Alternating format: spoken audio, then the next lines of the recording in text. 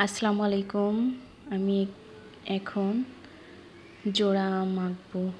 জোড়া আমটি আঁকার জন্য আমি পেন্সিল ব্যবহার করেছি। প্রথমে একটি আম এঁকে নিচ্ছি, তারপরে পেন্সিল দিয়ে শেপটাকে আর একটু গাঢ় করে নিচ্ছি যাতে চোখে পড়ে। এবার বোটা এঁকে দিলাম।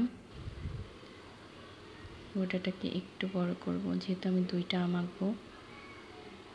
পাশে আর একটি আমি আম এঁকে নিচ্ছি।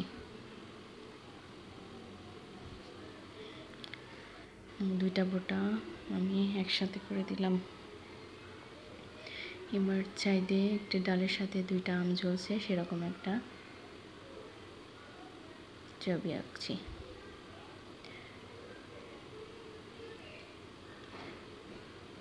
ডালটির সাথে তিনটা পাতা এঁকে দিলাম।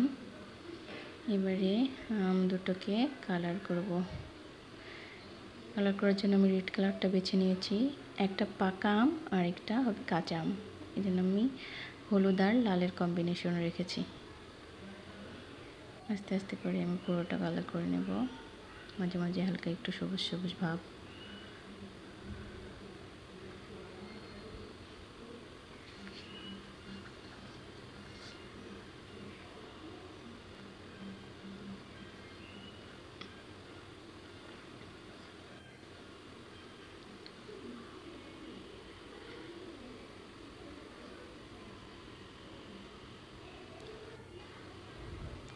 অনুরূপভাবে আমি আরও একটি